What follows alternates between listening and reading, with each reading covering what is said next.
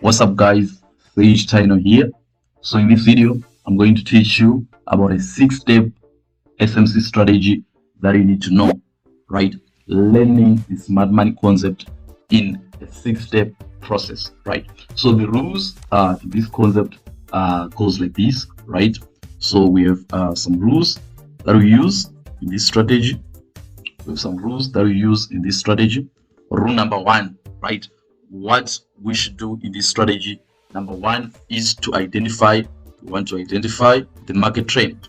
We want to identify the market trend, right? So when we talk about identifying the market trend, right, remember on this channel I've taught about the structure. We're talking about the structure, right? Remember we said if we're in a downtrend, we're going to be breaking the previous lows like this. We're going to be breaking these previous lows, right? So we are going to identify our trend by this, right, by means of a BOS, BMS, right, or a church, right, change of character, right? But to simplify this, the good thing is I've actually taught you on an indicator, the easiest indicator that you can use to mark up your market structure. So already that one is covered, right? It's simple to everyone, right? So these are simple knowledge for you guys, right?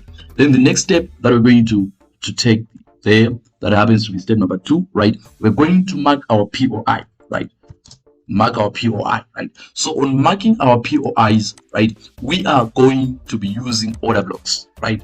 And also on order blocks, we have actually explained how to use order block and how we actually mark our order blocks on our chart, right? For reference, just refer to the previous videos that we have on this channel, right? So you are going to mark your zone of interest, right? Sorry, here I should actually write zone of interest instead of POI, right? I'll explain the difference between the two, right?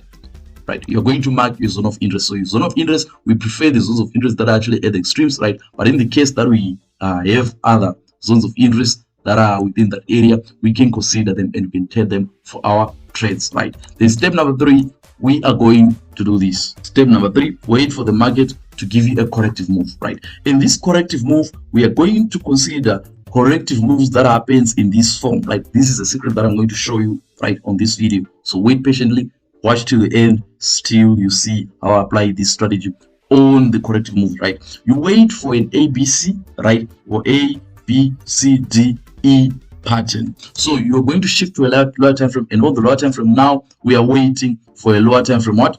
Lower time frame church. That's what we want on the lower time frame, right? Then the moment that we see our lower time frame church, right, I'll explain these things, right? The moment we see our lower time frame church, we go to the 5th step, right?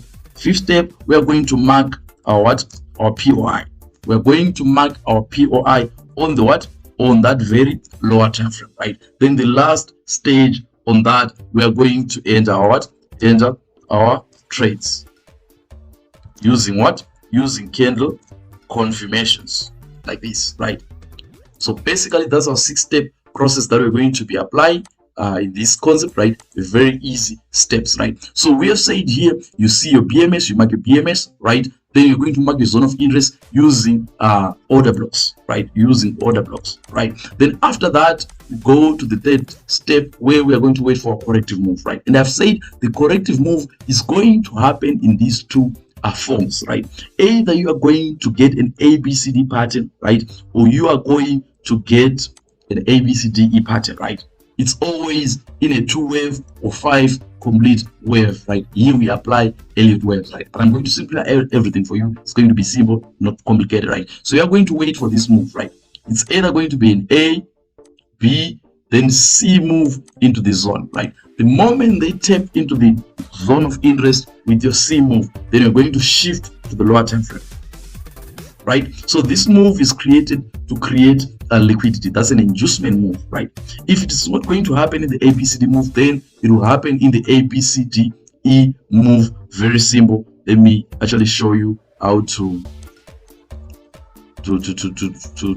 apply that, right? It's going to happen in this manner. Yeah, we are going to see 5 complete Elliott waves there, right? Before you actually get your reversal, right? So you wait for the ABCD or the ABCD pattern, get into your zone of interest, right? Then you're going to shift to your lower time frame, right? So the moment you are shifting to your lower time frame, the moment you shift to a lower time frame, you are now looking for a church, right? Say you shift, right? Our higher time frames are going to start from the 1 hour time frame all the way to the higher time frame to H4 daily, weekly, and monthly. Those are our time frames, right? In our lower time frames, we're going to considering M5 and M1 as our lower time frames, right? So the moment our price actually gets into the zone of interest here, right, we're going to shift the lower time frame. On the lower time frame, right, after the fifth wave or the third waves, right, on the corrective move, we are going to wait for a George that is going to come there, right? You wait for a George on the lower time frame, right? This is where we are, right? So after the George on the lower time frame, what you're going to do is marking the POI, right? So firstly, we had marked the zone of interest on a higher time frame, right? Then on the shorter time frame, you are going to use the same rule that you've used on marking the zone of interest, that is considering order blocks. So you're also going to consider order blocks on the shorter time frame, and you actually mark your what? Mark your point of interest, right? After marking your point interest, you are going to do your projection, right? So marking the POI on the lower time frame is going to increase your risk reward ratio. It's going to increase your risk reward ratio. That is clear, right? So this is what you're going to do. Your new risk will be determined by the POI, right? Then you're going to project like that, and you're going to target these previous lows, right? Then after this, you're going to wait for the last phase. That is, you enter the trade after candlestick confirmations, right? This is where it gets tricky for many people. Many people are not patient for this, right? You're going to wait for either a doji, a reversal pattern, engulfing patterns, right? Any candlestick confirmations that you actually know, right? For reference purposes, you can actually go to the candlestick Bible for those entry confirmations. So basically, these are the steps that you actually take in this strategy. So now let's get to the chart and let's get going on an example that we're going to focus on, right? So I'm going to use these rules. Let me just put them here, right? Then I'm going to use this NZUSD, right? For the structure, step number one, I'm not going to trade myself. I'm just going to use the indicator that I actually explained on the very previous video from this one, right? That's why you're going to see that indicator. You set it up, then you're going to go on structure, right? Marking structure, identify the trade, right? So if you look at this very pair NZUSD, you can actually tell that we are in a down. According to the rules, right? You identify the trend, right? Here we're seeing our price breaking this low. We want a full candlestick close below this low, right? That's a break. That's a George that we're getting here. The first break of the previous low, right? After an uptrend, in case of a downtrend, we're getting a bearish what? Bearish George, right? Then after that, we are going to mark our zone of interest, right? So for our zone of interest, we are going to focus on this impulse move.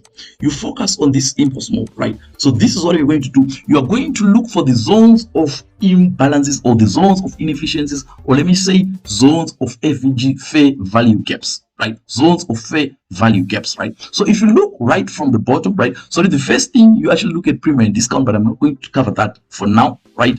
But let's look for the FVGs, right? If you look, this FVG was actually closed here, almost fully closed, right? Then we have another one. This one was closed. Another one. This one was also closed, only a small gap that was covered, right? So it means that our price can actually come into the zones, right? So we want the extreme one, right? If you push all the way to the upside, you realize that we also have another FVG here, right? From here all the way to this high, all the FVGs were closed. This one was actually closed. So this is the beauty of this indicator. It actually shows you the FVGs that you also have in your chart. So this one was closed all the way. The market is balanced here. Only here the market is not balanced. So what you're going to do, this is the extreme zone of interest that we're going to consider on this chart, right? This is the extreme, right, order block that we can actually use that hasn't been mitigated, right? That hasn't been mitigated, right? We also had another one, this one, right? Just below it, we have some imbalance that was not closed. So we want to see this imbalance being closed. But because we have an extreme one in this strategy, we are going to stick to the extreme unmitigated order blocks because there's money there. Market has to move in a balanced manner. So this one, we're going to neglect it for this strategy, and we're going to stick to this one, right? So we've marked our our zone of interest. This is our zone of of interest, right? If you want, you can actually write it, just make things interesting. That's the zone of that's the zone of interest, right? After that, you're going to wait for your corrective move, right? So we want to watch patiently and see how our price actually corrected from here and see if it actually followed the rules. Okay, so my price is actually tapped into my zone of interest on the higher time frame. So from here, I'm allowed to move to the lower time frame. In this case, I will actually go to the 1 minute time frame straight, right, and see what we have there, right? So our price, we are seeing that it's actually tapping into the zone. It is actually tapped into that zone. So what we wait for now for the lower time frame, we are waiting for a church there. We want to see our market, right? If you look at it, I think we're actually getting a church. That's a church that we're actually getting there. So for now, let's just consider that zone is our what is our point of interest. Then we actually do our projection from there, right? Let me actually do our projection from there. Let me zoom a little bit, right? So we expect to see our price coming into that zone, right? Take our trades. Let me just put a risk of about 5 pips there, right? So now wait to see how our price actually played out in that area. We've actually been juiced into the trade, right? It's now active, right? So what we have to do now is to wait patiently to see if this one actually works out from this zone. Okay, so the moment our trade actually starts to get into profit, don't focus on the lower time frame that much, right? You go back to focus at your higher time frame analysis, because that's where the structure is, that's where the analysis is, right? So on the higher time frame, right, we're saying we want to take a risk from that zone, right? So if you look at it very well, instead of taking a risk from this whole range, look at the risk. We've actually reduced the risk, right? Our risk zone was about let me just measure that, was going to be something around 11 pips. But because we've shifted to a lower time frame for candlestick confirmation there, we can actually reduce our risk to something like 5 pips of a trade, right? If you go to M1 there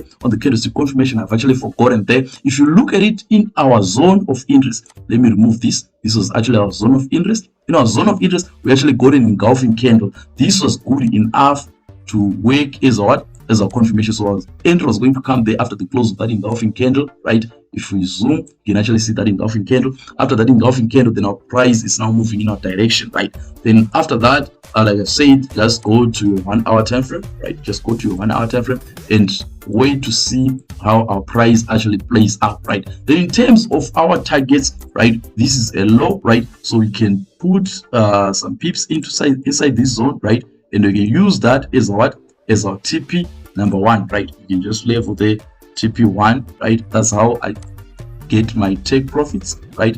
You look at that low, right? There's some liquidity there sitting in those zones. Then that's TP number what? TP number 2, right? Then on this other low, right, because there's liquidity there, you can actually put it as a TP number what? TP number 3. You can actually put it as a TP number 3, and you wait. These conditions are now done. They've actually done their work. Then you just put it like that and wait patiently to see what actually happened of this one, of this trade, right? So look at that trade. Look how smooth that entry is. A sniper entry, no drawdowns, straight into profits, right? So we actually took our TP1 there, right? See, after our TP1, we are now retesting that zone. Just retested that zone, wait for TP number 2, then wait now to TP number 3, right? So now we've actually paid our full profits from that zone, right? So hopefully this video was actually insightful. Hopefully you've actually learned something, pick something from this strategy. This is all you need. This is what you have to wait for. Forex trading is all about patience. We always say patience is trading, or waiting is trading, right? So don't be in a rush. Wait patiently, right?